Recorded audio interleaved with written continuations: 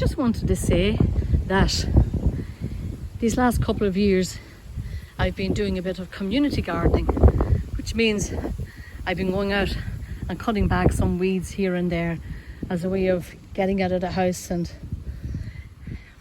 sorting my mind out, and a wee bit of upper body work. So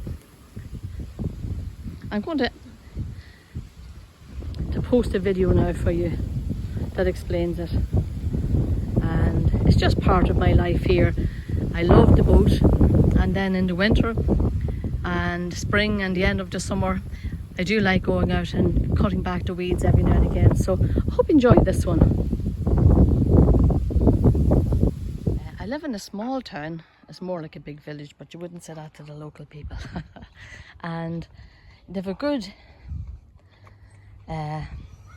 group here, Tidy Towns, and they go out and they do cleaning up and tidying up and picking up litter and stuff like that. And I like this kind of thing, but I can't put my name down for it because I wouldn't be able to do it whenever it suits them, and I can be a bit shy at times. So what I do is I pick an area and weed it or cut it back or whatever. So this is an area I did, gosh, I think it was 7 years ago, and cut it back, and it was lovely. And then there was no plastic on it, there was no stones on it, and it grew back, and it just, like, it took me weeks to do it, and it just really disheartened me. But since then, I think it's the Tidy Towns came in and did this work on it, which is fantastic. It really is. So I noticed the other day that it's getting a bit unruly. So I have my, I forget the name, I forget what they're called, and anyway I'm going to do a bit of work, particularly on this bush. There's thorns in it, and it's like a little flower bush, and it's a regular bush, and there's all sorts of weeds. So I'm just going to cut it back, trim it, make it look nice. And what I do is I leave the rubbish here, and the people come and pick it up. So it's good for me. Sometimes I get a bit of a stiff neck, so it's very beneficial for me. It's beneficial for the area. So yeah, this is what I'm doing today.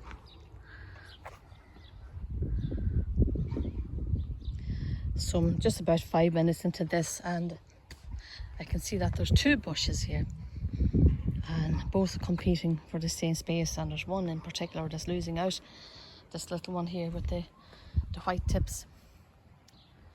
This one seems to be just too strong, and there's briars, and there's these weeds here as well. Only sticky ones. So there was a funeral today. A dear lady who lives a few doors up from here. I've seen her a few times and spoke to her a few times, but her neighbours are just after walking back from the funeral, from the church building, and one was talking to me about how she used to do a lot of work in this area, weeding and tidying up, and we talked about that, and I said to the lady, I remember her, and we talked about it, and I said, I wonder where she is now. Is she in heaven or is she in hell? And oh my goodness, you know, I was really shocked that I even said it. And she said, oh, I'd like to think she's in heaven. I said, well, you know, I said, you're told there during the service that she's in heaven. And I said, then we're encouraged to buy mass cards to pray for the souls in purgatory.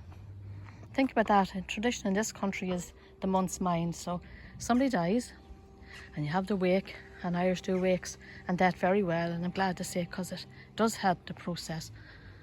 But you have the wake, and then you have the funeral, and a month later there's a special mass said then.